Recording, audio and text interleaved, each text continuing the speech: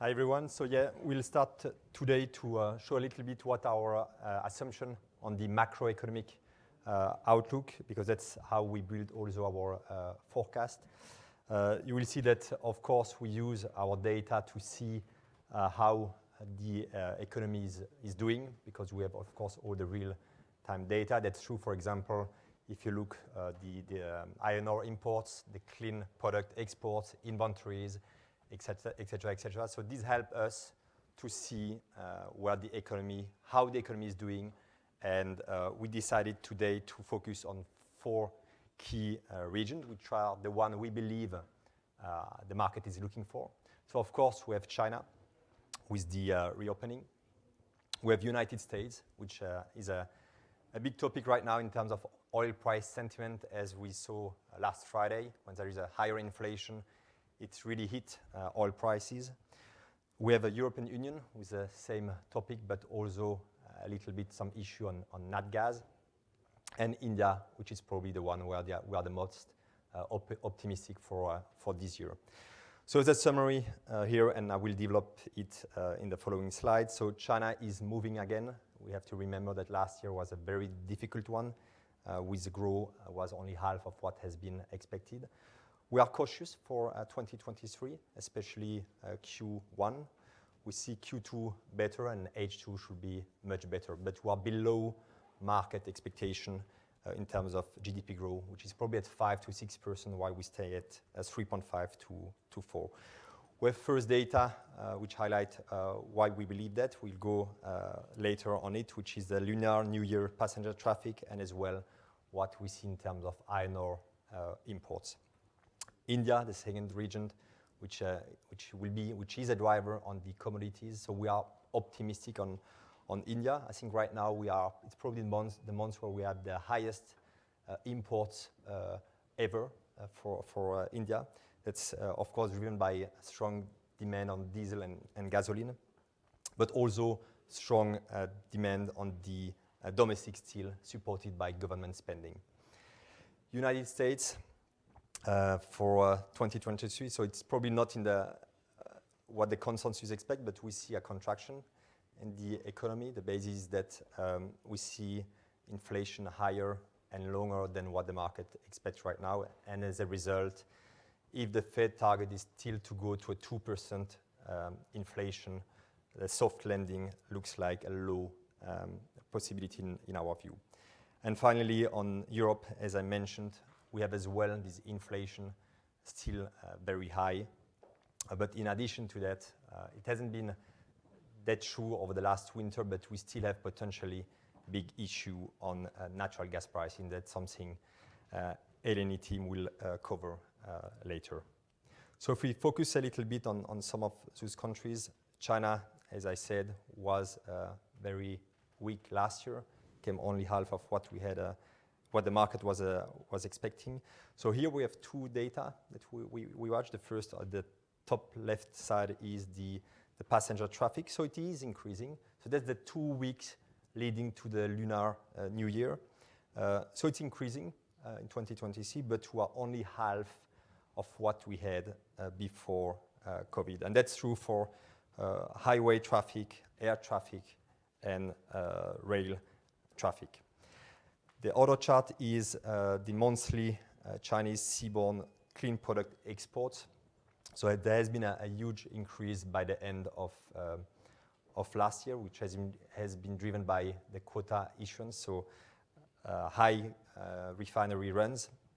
They decreased a bit at the beginning of the year, so it also may be because there is more domestic demand, but so far we still see Chinese inventories going up. So it looks like it's not that massive to start in terms of growth. Basically, we believe that, like it was the case in Europe and in the US, the growth will not be linear. There is no more lockdown, but it will not be like a normal year as we had before. Another way to look what's going on China based on Kpler data is on the iron ore imports, because that's very important in terms of industrial demand.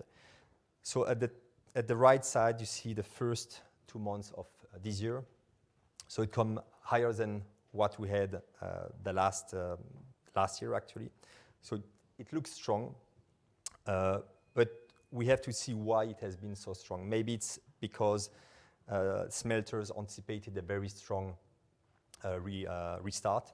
So far, we still see inventories on steel product going up, so it's unclear if it's real demand or not, and that's something we'll know in the coming weeks. Two factors that we are looking for this year is the property one, that has been very difficult last year. But thanks to that, the base is very low, so it should be easy to grow. It's not the case for the durable exports, because that's, of course, linked to other economies like US and Europe, and that's where we are probably much more cautious than the market so far. So as a conclusion on China, of course, there is a positive impact, but we are probably not as optimistic as some of the people are, and we temper expectation for 2023. If we go to India, it's probably much better. That's why we are optimistic. As you can see on the chart, the monthly Indian domestic fuel consumption is at the highest ever. It has been up in January and February. That's probably the case for the remaining of the year. We expect a GDP growth of at least 6%. So we're not yet back to the pre-pandemic trend we had before, but it's true that it's strong. We're positive on gasoline and diesel. That should be up 4%.